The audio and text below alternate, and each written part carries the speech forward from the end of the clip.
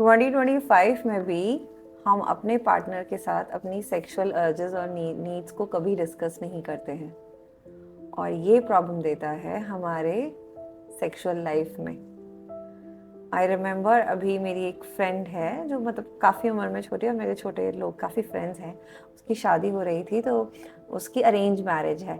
तो उसकी मम्मी ने कहा, देखो कुछ भी डिस्कस करना, लेकिन फिजिकल चीज़ें डिस्कस मत करना, इससे रिश्ते ख़राब हो जाते हैं और इससे तुम्हारे बारे में वो कुछ भी सोच सकता है और फिर ये रिश्ता टूट सकता है। पैरेलली मेरी एक फ्रेंड की शादी हुई जो कि लव मैरिज की थी, और उन लोगों ने सेक्स किया पहले, शादी से पहले, लेकिन अपनी अर्जेस को डिस्कस नहीं किया। और दोनों ही शादियों में प्रॉब्लम आ रही है। पता है क्यों आ रही है ये प्रॉब्लम? क्योंकि हम रिश्ते की सबसे इम्पॉर्टेंट चीज़ डिस्कस ही नहीं करें। हमें रिलेशनशिप के बारे में ना, ये जो कपल रिलेशनशिप है ना, इसके बारे में, इनसाइड बेडरूम के बारे में ना कोई बातें नहीं बताता है। और ये सबसे बड़ी प्रॉब्लम है हमारे इंडियन कॉन्टेक्स्ट की, कि मुझे बाहर का नहीं पता, लेकिन वहाँ पे बहुत बताते हैं पेरेंट्स, बट ओपन कॉन्वर्जेशंस बहुत कम जगह होती है जहाँ पे बिल्कुल बताया जाता है कि देखो तुम सब चीज़ें निभा लोगे, तुमने देखी भी होंगी बचपन से, लेकिन तुमने ये नहीं देखा कि मेरे और तुम्हारे पापा के बीच में इस बात को लेके कितने झगड़े हुए हैं और कितना डिससेटिस्फैक्शन हुआ है, कितने ताने हमने एक दूसरे को मारे हैं। और अब थोड़ा ओपनली बात हो रही है, मूवीज़ में बात हो रही है बेसिकली, और सबसे ज़्यादा OTT चैनल्स पे हम देख पाते हैं कि इस बारे में ओपनली बात होती है। लेकिन ये इतना इम्पॉर्टेंट है, फिर भी लोग बात क्यों नहीं कर रहे हैं? इसी बात पे मैं बात करने आई हूँ, आपकी रिलेशनशिप कोच खुशबू खुश ने। और मैं क्यों आपको बता रही हूँ कि आपकी रिलेशनशिप में क्यों बहुत ज़्यादा इम्पॉर्टेंट है दोनों ही पार्टनर्स की अर्जेस को और नीड्स को डिस्कस करना। देखो, फिजिकल रिलेशनशिप का बहुत इम्पॉर्टेंट पार्ट है, वरना तो ठीक है ना, शादी के बाद आप और लीगली उसको करने लगते हैं। उससे पहले भी अब तो हम सब, ऑब्वियसली पता है, हम इस वर्ल्ड में हैं कि सब लोग प्रो हैं कि अच्छा भाई, शादी से पहले भी है, बाद में भी है। मैं उस पर कोई जजमेंट नहीं बनाती, क्योंकि ये आपकी नीड है, और आपकी नीड शादी के बाद ही पूरी हुई है, कहीं नहीं लिखा है। तो लोग उस पर उसको एक्सपेरिमेंट करते हैं पहले, which is as per their value system, वो जो भी कर रहे हैं। लेकिन मुद्दा ये है कि अगर ये बात इतनी इम्पॉर्टेंट है, हम डिस्कस नहीं कर रहे हैं। क्यों? क्योंकि हमारा जो एनवायरनमेंट है उस पे सेक्स पे बात करना एक बहुत ही टैबू माने जाता है। अभी भी है, हम 25 में आ चुके हैं, लेकिन टैबू है अभी भी।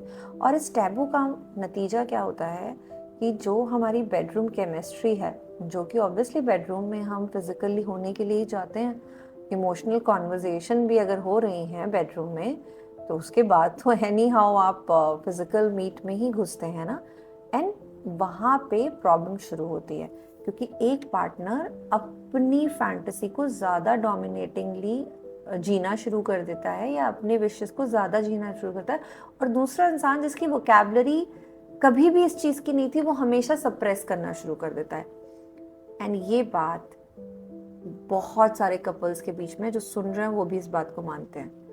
कितना डिफ़िकल्ट है ना किसी फीमेल के लिए बोलना कि हाँ मुझे ओरल नहीं करना है, मुझे ओरल मुझे नहीं अच्छा लगता है। मतलब मेरे पास आई एक लेडी, उसने कहा यार मेरे हस्बैंड को ओरल बहुत अच्छा लगता है, लेकिन मुझे उससे प्रॉब्लम होती है। अब उन्होंने कभी डिस्कस ही नहीं किया, वो तो सिर्फ इसके लिए करी, नहीं करूँगी तो झगड़ा होगा, और हुआ भी। उसने जब मना किया, स्टार्टिंग में रिबेल किया, तो उसके पति ने कहा कि मतलब तुम मना कैसे कर सकती हो भाई, तुम ये तो मुझे तो इसी में मज़ा आता है। एंड जो मेल ने मुझे शेयर किया वो ये बताया कि शी लाइक्स टू ना कर्डल मोर बिफोर सेक्स, और उसको आदत नहीं। तो उसने कहा तुम तो कर्डल ही नहीं करते हो, और मुझे उसके बिना कुछ मज़ा नहीं आता है, और उसको आदत नहीं है। तो ये ना केमिस्ट्री मैच नहीं होती, और इसकी वजह से आपका फिज़िकल लाइफ ख़राब होती है, और जब फिज़िकल लाइफ ख़राब होती है तो रिलेशनशिप ख़राब होता है। तो जितने भी इसमें एजुकेशन अनएजुकेशन वाली कोई मुद्दा ही नहीं है। आपको सिर्फ सिंपली क्या करना है, ओपन होना है, अपनी नीड्स बतानी है और सामने वाले की सुननी है, अपनी अर्जेस बतानी है, सामने वाले की सुननी है, अपनी फैंटेसीज बतानी है और सामने वाले की सुननी है, और एक केमिस्ट्री क्रिएट करनी है दोनों कपल्स के बीच में। इतना ज़्यादा मुश्किल है ये, हाँ, मैं मानती हूँ मुश्किल है क्योंकि इससे पहले आपने कभी कॉन्वर्जेशन नहीं की होगी, लेकिन जब पता चल रहा है कि दिक्कत आ रही है, दिक्कत होने वाली है, तो क्यों हम बात नहीं करेंगे? और जब कोई चीज़ बात करके सॉल्व हो सकती है, तो उसको क्यों हम रिलेशनशिप का इतना टॉक्सिक पार्ट बना लेंगे कि उसके बाद ये हो सकता है कि आप दोनों की बेडरूम लाइफ अच्छी नहीं, आप में से किसी की नीड्स फुलफिल नहीं हो रही तो आप बाहर जा रहे हैं, और अगर बाहर भी नहीं जा रहे हैं तो आप इतना स्ट्रेस में हैं, इतना डिप्रेशन में हैं, क्योंकि आपकी जब नीड फुलफिल नहीं होती तो आपकी बॉडी अलग रिएक्ट करती है। वो एग्रेसिवली सेक्स के लिए रिएक्ट नहीं करेगी, लेकिन वो आपको स्ट्रेसफुल सिचुएशन में ला देती है। वो कोई भी आपका इमोशन पकड़ लेगी, आपके गट को पकड़ लेगी, आपके बैक को पकड़ लेगी, आपके आइज़ को पकड़ लेगी, आपके हेड को पकड़ लेगी, क्योंकि वो नीड का जो फ्लो है वो कहीं जाके अटक जाता है और फिर आप बॉडी वाइज परेशान होने लगते हैं। तो कहने सुनने की जो ये केमिस्ट्री है ना, इस पे फोकस करो, specially when it comes to your sexual urges and needs and fantasies, क्योंकि अगर ये फुलफिल नहीं होती है तो एनी हाउ रिलेशनशिप तो कहीं जाता ही नहीं है। कोई आपके लिए कितना देर अपनी विशेस को सप्रेस कर लेगा? उसके पास भी एक लाइफ है, आपके पास भी। ऐसा नहीं है कि इस लाइफ में आप 2 बार जी लेंगे, है ना? या फिर आप ऐसा कर लेंगे कि अच्छा आप बाहर जी लेंगे और फिर अपने घर आके नहीं जी पाएंगे।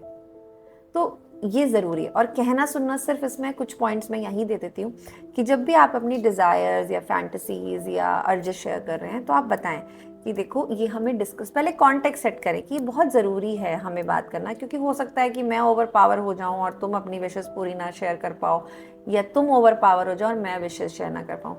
एक बार मुझे किसी ने बताया था कि उनकी नई नई शादी हुई और she was very new to the sex life, तो वो बहुत जल्दी सेटिस्फाई हो गई और पार्टनर बीच में अटका रह गया, और इसकी वजह से फिर इमीडिएटली 3 दिन उनकी बात नहीं हुई और उसको ये समझ ही नहीं आया कि हुआ क्या।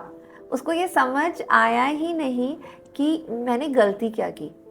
फिर 3 दिन बाद उसके पार्टनर ने बोला कि ऐसा हुआ, बट और अब उसके बाद जब भी वो करती थी ना तो वो अपने सेटिस्फैक्शन के ज़्यादा उसके सेटिस्फैक्शन पे ध्यान देने लगी, और लाइफ ऐसी आ गई कि अब वो सेटिस्फाई हो ही नहीं पाती है।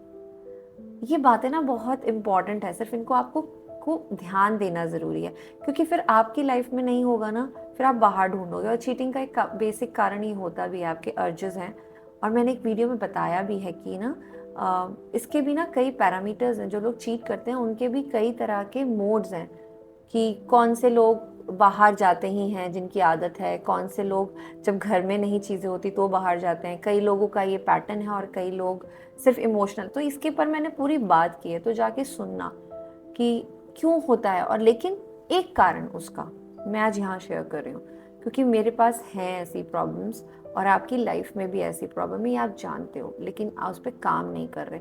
और कई लोग इसीलिए जब वो खुद को अपने आप को सेटिस्फाई करते हैं वो ज़्यादा अच्छा फील करते हैं, क्योंकि उनके अर्जेस उसके पार्टनर के साथ फुलफिल नहीं हो रही, तो वो अपना एक मोड क्रिएट कर लेते हैं कि मैं अपने आप कर रहा हूँ, या we use different things to satisfy ourselves. तो ऐसा मत करो। हम आए हैं और ये बात रिश्ते को बहुत मजबूत बनाती भी है, तो शेयर करो, बट कॉन्टेक्स्ट बताओ कि इस पे हम बात करते हैं क्यों, क्योंकि हमें फिर अपनी लाइफ में इस पे चीज़ें नहीं चाहिए। और अगर आपको लगता है आप सेक्स में डोमिनेटिंग है या आपका पार्टनर डोमिनेटिंग है, तो उसको शेयर करके थोड़ा सा लाइन अप करने की ज़रूरत है, जिससे डोमिनेंसी सिर्फ एक की ना हो और दूसरा सिर्फ करने के लिए ना करे।